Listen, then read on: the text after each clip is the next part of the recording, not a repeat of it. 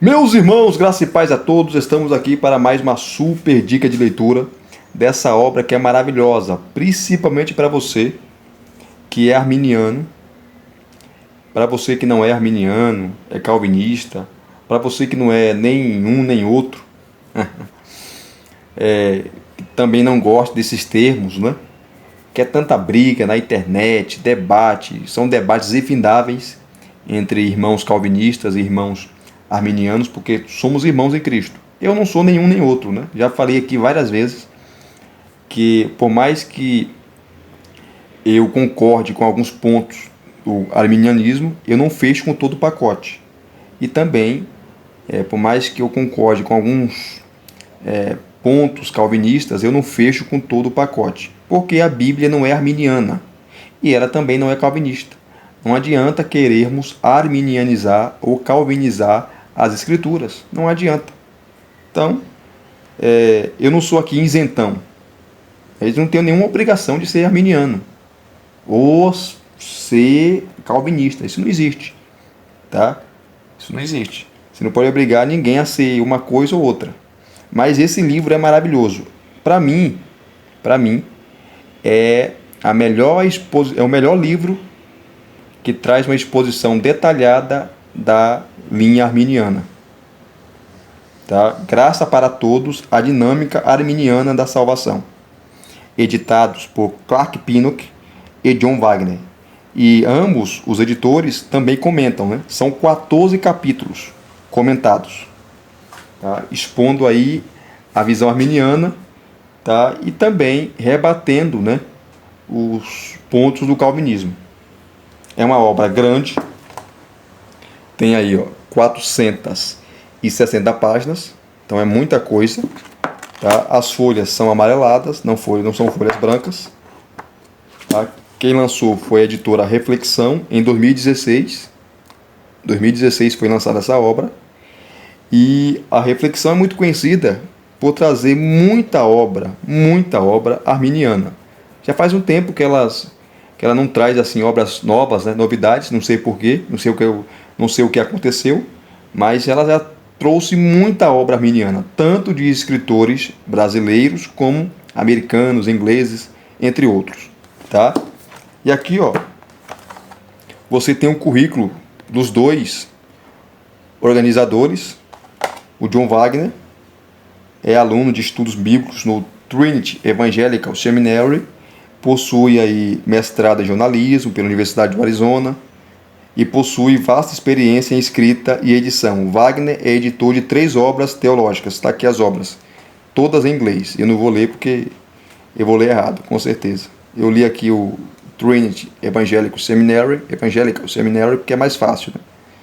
O resto aqui, as obras dele, que não foram traduzidas para o português. Se você lê inglês, você pode ter acesso a essas preciosidades. Tá? Aqui, as obras dele. Depois você tem o Clark Pinnock. Ele nasceu em 37 e morreu em 2010. Ele foi muito criticado. De fato, tem algumas posições dele que eram complicadas, né, em relação à inspiração das escrituras. Vários eruditos criticaram ele, principalmente o grande apologista, né, também já falecido, Norman Geisler, por algumas posições dele, né? E ele faleceu em 2010. Mas tirando essas coisas aí, ele foi um grande erudito. Tá? Você não é obrigado a concordar, como eu também não concordo, com todas as posições do Pinnock. Mas ele foi um grande erudito. Foi doutor pela Universidade de Manchester. Foi professor emérito de teologia sistemática na McMaster Divinity College em Vancouver, Canadá. Muitos livros incluem, aí está aqui os livros dele, sobre a escritura, todos em inglês. Aí pode ter aqui algum calvinista falar, tá vendo aí, arminiano, herege. Mas teve vários calvinistas também hereges. Inclusive a teologia liberal saiu do meio reformado. Tá? Então, e de ambos os lados você tem coisa errada, que saiu aí heresias de ambos os lados. Mas aqui, sobre a posição dele nessa obra é uma posição ortodoxa, tá? Porque eu aqui não vou passar pano para ninguém. Não passo pano para ninguém. Tá? Quem conhece Clark Pinnock sabe daquilo que eu estou falando. Inclusive, como eu falei, o Geisler, Norman Geisler, batia pesado direto nele. Tá? Pesado. Aqui tem a explicação do livro. Enfim. Aqui tem um comentário do Terry Mead, que ele pega pesado. Ó. Eu não consigo pensar em um ensino antibíblico mais perigoso que o calvinismo. Opinião dele. Eu recomendo muitíssimo este livro. Estou muito feliz que a Graça para Todos, uma atualização de Grace Unlimited, esteja agora disponível para uma nova geração. Grace Unlimited foi uma obra monumental que jamais foi respondida e eu gostei de Graça para Todos tanto quanto. O leitor deve comprar uma obra para si e outra para presentear o ministro presbiteriano reformado. Aqui ele está sendo irônico, tá? De sua cidade. A Deus seja a glória. Porque todo ministro presbiteriano reformado é calvinista. É calvinista. Tá? Vamos correr aqui. Aqui está a lista dos colaboradores, tá? Mas eu vou mostrar lá nos capítulos, são 14 capítulos. Tá? O Grant Osborne, que está aqui, ó, comenta 2 capítulos.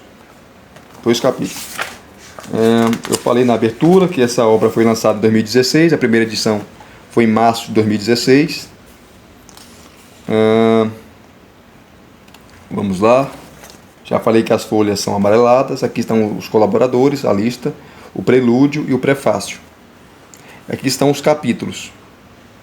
O primeiro capítulo já é do Roger Olson, onde ele desmonta, tá, algumas falácias de alguns calvinistas, não são todos, porque assim como há calvinista desonesto, há arminiano desonesto. E aqui ele vai desmontar algumas falácias, né, ou a falácia de alguns calvinistas desonestos, e que ensinam e falam que o arminianismo é teologia centrada no homem. É uma teologia antropocêntrica. E o Roger Olson vai falar que não. Isso não existe. Isso é fake news. Arminianismo é a teologia centrada em Deus.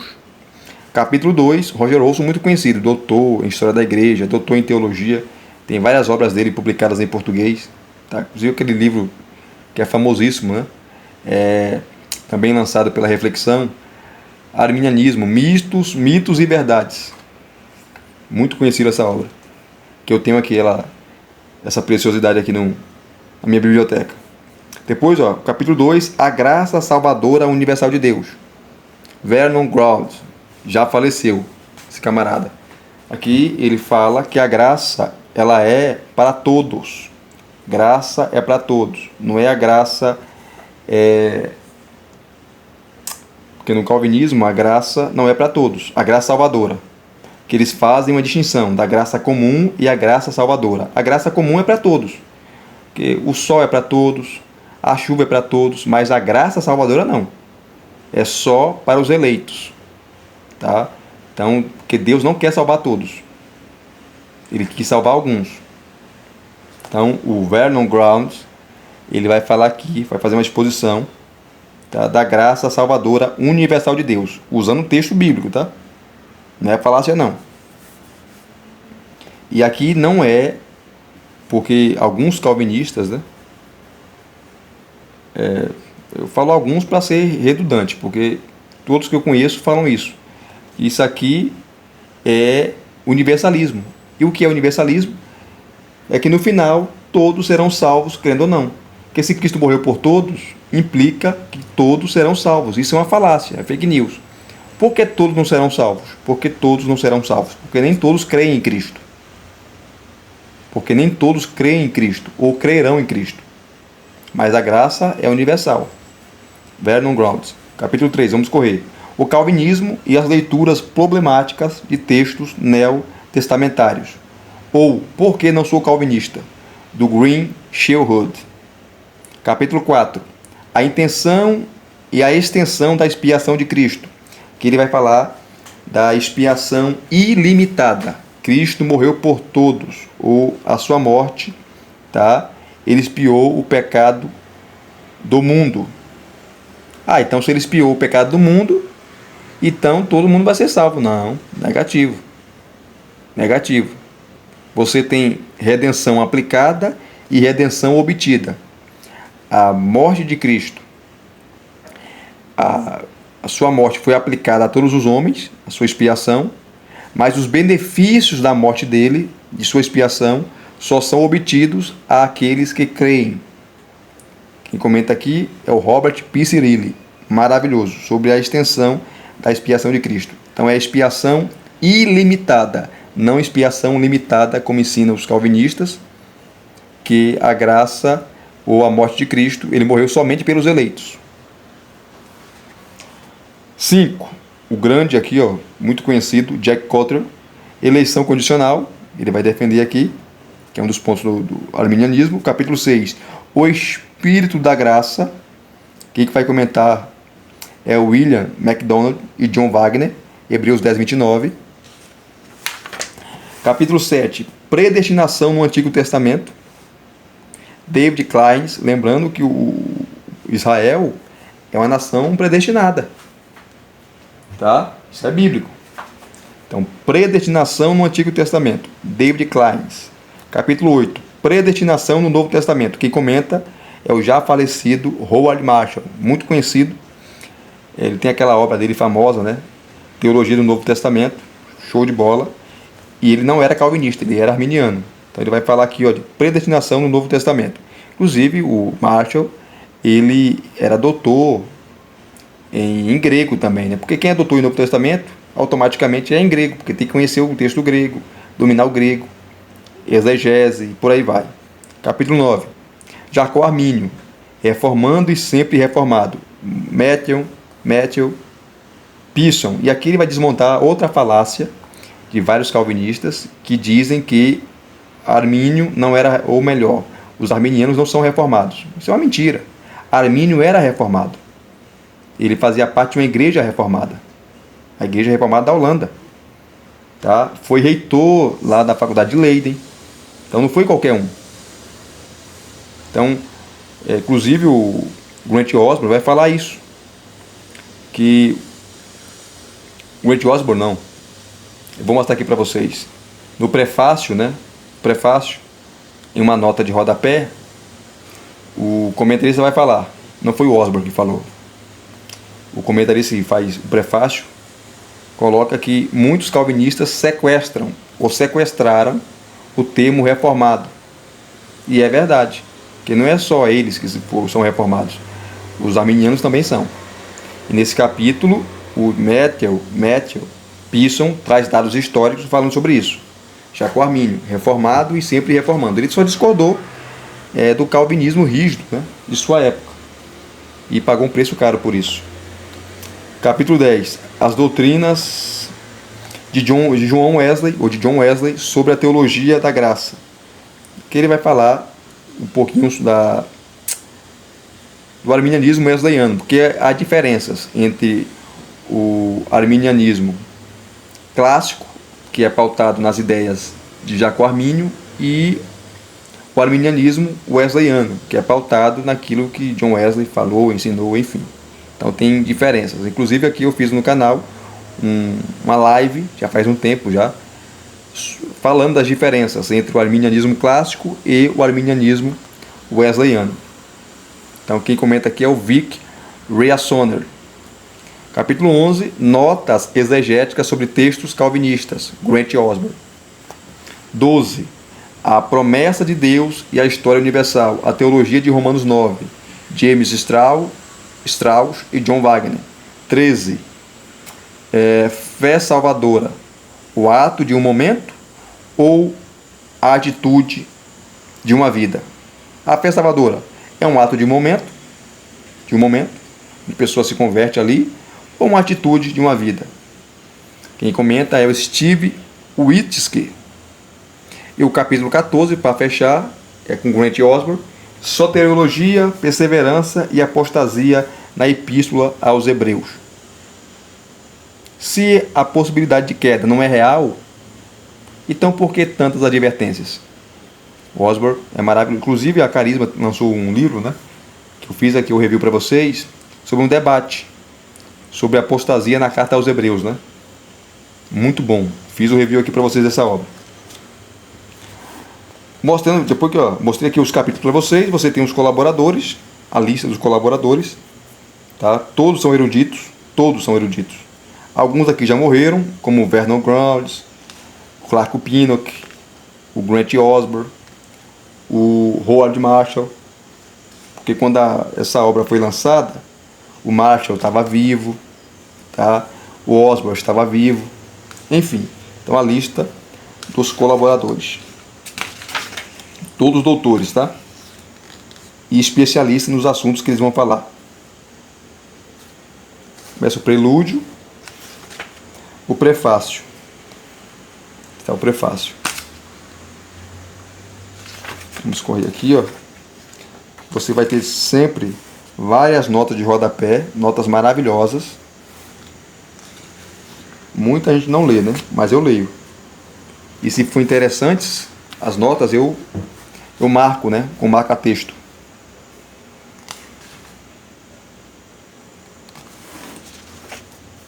Vamos lá. Ó, e no final aqui do prefácio, que é maravilhoso, o comentarista fala: infelizmente, os calvinistas alcançaram quase um monopólio sobre os termos reformados e soberania de Deus. Isso é verdade. Como só eles defendessem a soberania de Deus, ou só eles são reformados. Isso é arrogância. Nem todo calvinista é assim, mas muitos são.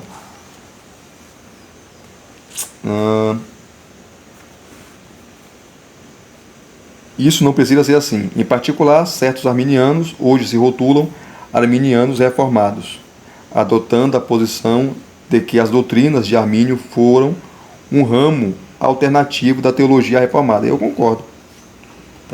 Que ele vai citar o Roger Olson e outras obras. Aí começa o capítulo 1, Arminianismo é teologia centrada em Deus.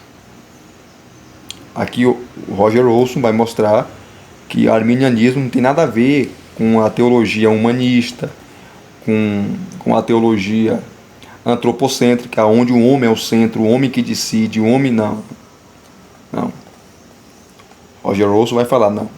Arminianismo é teologia centrada em Deus. Tá? Roger Olson muito conhecido, né? Muito conhecido. Não só por ser arminiano, né? Mas por ser doutor em história, tem vários livros dele escritos, né? Muitos não foram traduzidos para o português. Enfim, então o primeiro capítulo, que é maravilhoso. E como ele é historiador, ele traz dados históricos aqui, tá? Dados históricos. Citando aí vários arminianos, tá? Inclusive Philippe Melanchthon, que era muito amigo de Lutero, ele não era, vamos dizer assim, apesar que o termo não existia ainda, né, na época ali, mas não era calvinista. Ele era mais atrelado com as ideias de Armínio. Sabia disso? Philippe Melanchthon. Vamos lá. Aqui é o capítulo 1, né? Uma das críticas mais comuns voltadas contra o arminianismo por seus oponentes é de que ela seja teologia centrada no homem. Um crítico reformado do arminianismo que frequentemente faz essa acusação é Michael Horton, muito conhecido, tá? Tem a teologia dele sistemática, tá? Mas fala besteira também. Como tem arminianos que falam besteira, tem também calvinistas que falam besteira. E o Horton falou essa besteira, né? É professor de teologia no Seminário Teológico de Westminster e editor da revista Modern Reformation. Eu tive longas conversas com Horton acerca do arminianismo clássico e de seus estereótipos e os de outros críticos reformados, mas até hoje ele diz que o arminianismo é centrado no homem. Não mudou de ideia. Quase todo o artigo da infame edição especial Arminianismo da revista Modern Reformation repete essa caricatura. Orton não é exceção. Em seu artigo, está aqui em inglês e a tradução para o português, Arminianos Evangélicos, onde ele diz que um evangélico não pode ser arminiano mais do que um evangélico pode ser um católico romano, comparando a teologia católica com a teologia, a soteriologia católica com a soteriologia arminiana, né? O teólogo de Westminster e editor da revista também chama o arminianismo de mensagem sobre o potencial humano, centrada no homem e de relativa impotência divina. Tá? Orton dificilmente pode ser considerado como o único crítico que faz essa acusação contra o arminianismo. Vários autores de artigos na mesma edição fazem a mesma coisa. Por exemplo, Kim, esse nome aqui é difícil falar, hein? Deixa eu afastar um pouquinho aqui. Heidelberger, alguma coisa assim, mas sobrenome, acho que eu pronunciei errado, né? Mas é Kim Heidelberger, alguma coisa assim. Seguindo, isso aqui é muito conhecido, né? Benjamin Warfield reivindica que a liberdade humana é a premissa central do arminianismo, seu princípio primeiro que coopera todas as demais coisas. Isso é simplesmente outra forma de dizer que o arminianismo é centrado no homem. Aí o teólogo luterano Rick Ritchie também apresenta a mesma acusação contra o arminianismo na mesma edição. E o teólogo Alan Mayben cita Carlos Spurgeon dizendo que o arminianismo é uma religião natural e uma heresia que rejeita Deus e que exalta a si mesma. E o homem é a principal figura em sua paisagem. Por isso que os arminianos, muitos deles, não respeitam o calvinismo. Por essas frases pesadas, né? Uma teologia humanista, heresia. Inclusive agora na internet, gente, virou febre, né? Vários hipers calvinistas, tá? No Instagram, Facebook, detonando a teologia arminiana. Tá? E dizendo, não, o calvinismo é evangelho. Calvinismo é só um apelido. É evangelho. Uma frase infeliz do Charles Spurgeon, né? Grande pregador, mas falou besteira também. É homem, né? Todo homem fala besteira. Então aqui ele vai falando, no capítulo 1, citando esses camaradas, depois ele vai falar e desmontar essa falácia, mostrando, não, arminianismo é teologia centrada em Deus. Tá? Eu discordo de muitos pontos do arminianismo, gente. Não, como eu falei para vocês, não abraço o pacote completo. Não abraço o pacote completo, nem da linha arminiana, nem da linha calvinista. Vamos pegar outro capítulo aqui, rapidamente. Vou fazer o segundo vídeo, tá? Se vocês querem o segundo vídeo, deixa aqui os comentários. Professor, faça o segundo vídeo. Estarei fazendo. Deixa eu pegar aqui. Capítulo 14, que é o último capítulo. 427, que comenta Grant R. Osborne. Vamos lá.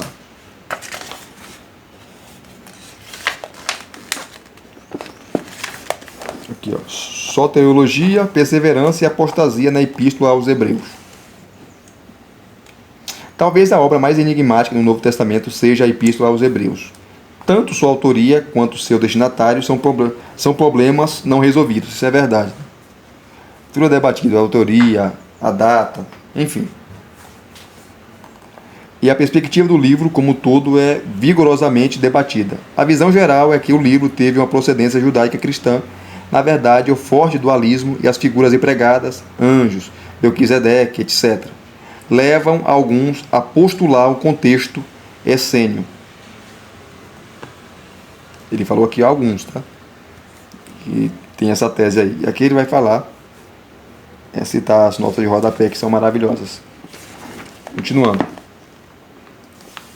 Outros observaram a hermenêutica alexandrina e conjecturam uma origem filônica.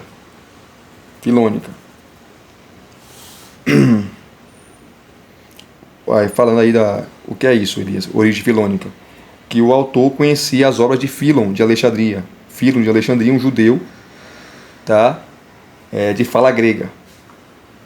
Enfim, ele vai trazer esse pano de fundo aqui sobre a carta, né? Olha, ele fala aqui, ó. Por outro lado, muitos estudiosos recentemente defendem uma destinação gentia, especialmente uma vez que a igreja primitiva considerava a si mesma como o novo Israel e o Antigo Testamento era autoritativo tanto para os gentios quanto para os gregos. Na verdade, paralelos ao gnosticismo, tal como o dualismo no início ao fim, o conceito de povo errante de Deus e a cristologia especulativa levaram alguns a postular uma origem helênica. Em se tratando do presente estado da questão, pode ser melhor presumir que a obra foi escrita a um grupo misto de crentes, possivelmente em Roma. Tá? Crentes que eram judeus em sua maioria. Né? Aqui, ó, os elementos essênicos, filônicos e helenísticos estão todos aparentemente presentes, e isso pode ser resultado do contexto do próprio autor, assim como os discursos. Aí vai falando. Hebreus, na verdade, é uma carta-pregação. Ela tem características de cartas, mas também características de uma pregação. Então é uma carta-pregação, né?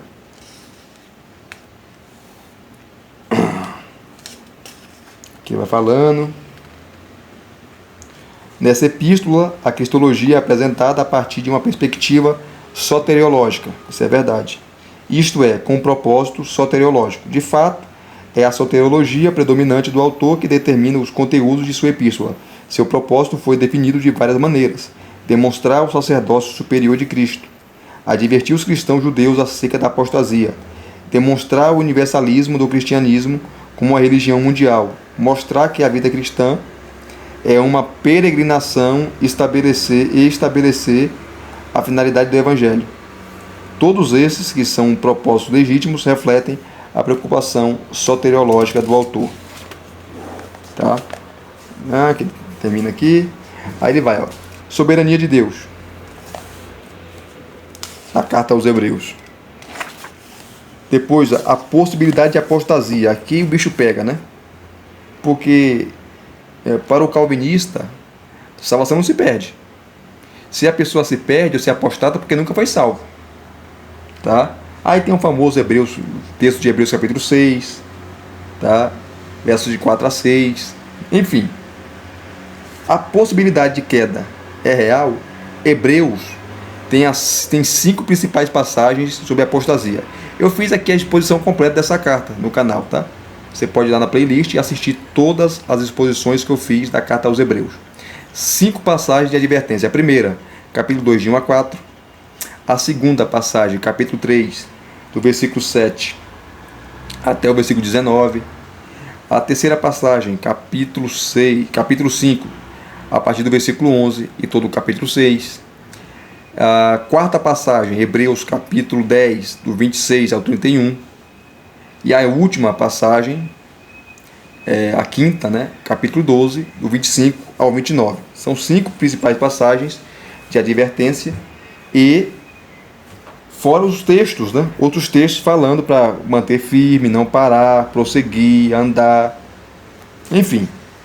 Então, Hebreus ensina sim a possibilidade de apostatar, mas a apostasia só pode ser apostatar da fé aquele que tem fé. Como alguém que nunca foi salvo vai se apostatar? Impossível. Então o Osborne ele vai trabalhar aqui. Primeiro texto, Hebreus capítulo 2, versículo de 1 a 4. Preste atenção a fim de que não se desvie. E ele fala para crente, tá? Ele não fala para descrente, escreve para crente. Não endureçais os vossos corações para que não fracassem. Capítulo 3, onde ele vai fazer uma comparação com o povo do deserto, que não entraram em Canaã devido à incredulidade. E a mesma coisa estava acontecendo com muitos irmãos ali na comunidade que o escritor da carta escreve. Tá? Então, o escritor ele escreveu essa carta para encorajá-los. Ele fala no capítulo 13 que é uma breve palavra de exortação. Ele está chamando a atenção para eles não voltarem. E usa muito o Antigo Testamento, né? Olha, assim como aconteceu com o pessoal no deserto, pode acontecer com vocês. Eles foram incrédulos, morreram no deserto e não adentraram em Canaã. Assim também vocês, se endurecer o coração, se fracassarem, vocês não entrarão na Canaã celestial. Esse é o paralelo que o Osborne traz aqui. tá? Depois o capítulo 4, temamos para que ninguém fracasse. Maravilhoso. E sempre, ó, é recheada de notas de rodapé. Recheada de notas de rodapé. E ele vai explicando. O Osborne, ele é muito didático. Didático demais. O cara é um monstro. Tá? E era arminiano. Ó, retenhamos firmes para que não morramos. Hebreus capítulo 10. Ah, meu Deus, ó. Tende cuidado de que ninguém se prive. Né? Se privar aqui é da graça, né? Capítulo 12. E aqui ele vai concluir. Ele conclui aqui, ó. E se você quiser ler a conclusão dele, é só pausar o vídeo aí, ó. Conclusão aqui, ó. Pausa o vídeo para você ler.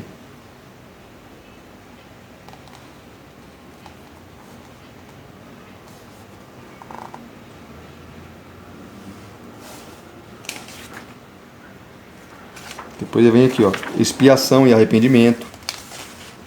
Salvação e escatologia. Tudo na carta aos Hebreus. Fé e salvação. Perfeição e fé. Meu Deus, é muita coisa.